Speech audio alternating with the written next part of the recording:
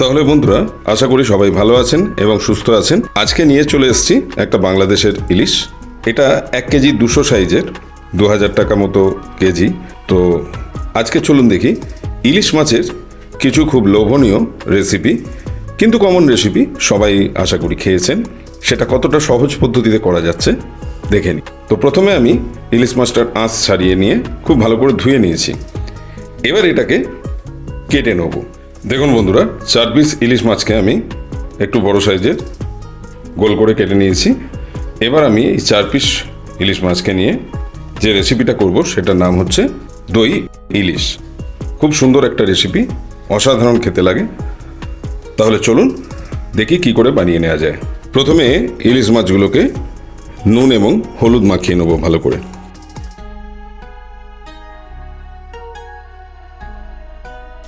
খুব ভালো করে একটা একটা করে এইভাবে দুপিঠে মাখিয়ে নিতে হবে।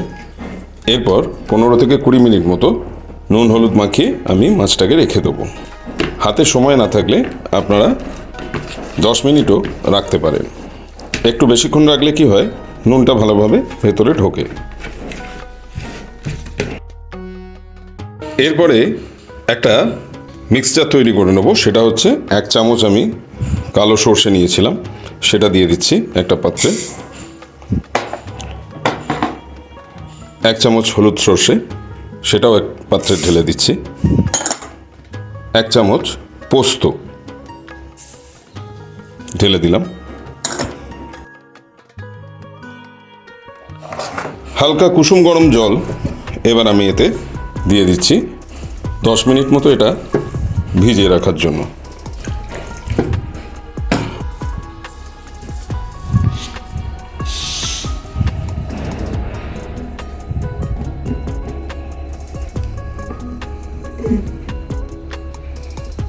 তাহলে বন্ধুরা 10 মিনিট বাদে ফিরে আসছি। এরপরে দেখুন বন্ধুরা, 200 গ্রাম মতো টক দইকে আমি খুব ভালো করে ফেটিয়ে নিয়েছি। এদিকে 10 মিনিট ধরে পোস্ত আর সর্ষের, 2 রকমের সর্ষে ভিজতে দেওয়া ছিল সামান্য গরম জলে, সেটা 10 মিনিট ভিজে গেছে। এবার আমি এটার একটা খুব মিহি পেস্ট তৈরি করে নিচ্ছি। চলুন পেস্টটা বানিয়ে নিই। আর এদিকে টক দইটাকে ফেটিয়ে রাখা আছে 200 গ্রাম। দেখুন বন্ধুরা, মিক্সি জারে আমি সাদা সর্ষে, কালো সর্ষে এবং পোস্তটা নিয়ে নিয়েছি। এর মধ্যে এবার 5 পিস কাঁচা লঙ্কা দিয়ে দিচ্ছি আর সামান্য একটু নুন দিয়ে নিচ্ছি। নুনটা দিলে সর্ষেটা বাটার পর তেতো হয় না, তাই জন্য নুনটা অবশ্যই দেবেন। তাহলে চলুন পেস্টটা বানিয়ে নিয়ে ফিরে আসছি। দেখুন বন্ধুরা, খুব সুন্দরভাবে একদম মিহি পেস্ট করে নিয়েছি সর্ষে, পোস্ত আর কাঁচা লঙ্কা। ফেটানো টক দইটা আগেই তৈরি করে রেখেছিলাম। এরপরে আমি সমস্ত সর্ষে এবং পোস্তর পেস্টটা এর মধ্যে দিয়ে দেবো। দেখুন বন্ধুরা, পুরো সর্ষে পোস্তর মিশ্রণটাকে আমি টক দই ফেটানো যেটা রেখেছিলাম সেটার মধ্যে দিয়ে দিয়েছি। এবার ভালো করে এটাকে মিক্স আপ করে নিচ্ছি।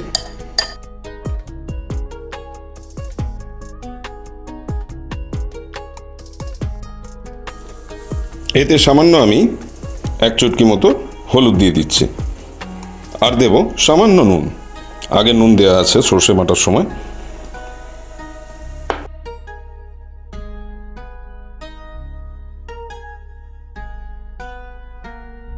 এবার একটা স্টিলের বাটি নিয়ে নিলাম।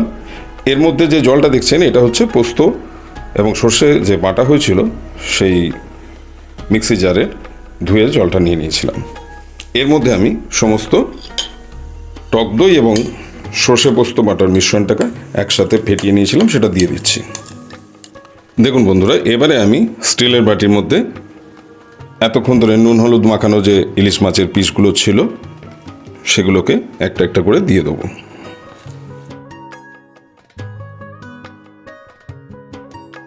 একটু ভালো করে ডুবিয়ে দেবো সমস্ত মিশ্রণটির মধ্যে।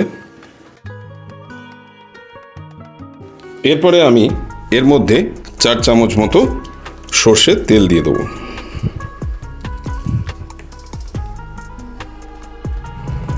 এরপরে দিয়ে দিচ্ছি 4 পিস মতো চেরা কাঁচা লঙ্কা। একটু নাড়াচাড়া করে দিচ্ছি চামচ দিয়ে। এবারে ঢাকা দিয়ে আমি মিনিট 15 রেখে দেবো এইভাবে। 15 মিনিট বাদে ফিরে আসছি। দেখুন বন্ধুরা, একটা কড়াই নিয়ে নিয়েছি। এবার সামান্য জল দিয়ে নিচ্ছি তার মধ্যে। 10 মিনিটের জন্য জলটা একটু সামান্য গরম করে নিচ্ছি। দেখুন বন্ধুরা, জলটা কড়াইতে গরম হয়ে গেছে। আমি এবার ঢাকা বন্ধ স্টিলের বাটিটা দিয়ে দিচ্ছি। আমি এটা 10 মিনিট ফোটাবো। 10 মিনিট বাদে ফিরে আসছি। দেখুন বন্ধুরা, আমি স্টিলের বাটিটাকে নামিয়ে নিয়েছি। 10 মিনিট হয়ে গেছে। দেখুন টেক্সচারটা খুব সুন্দর এসছে।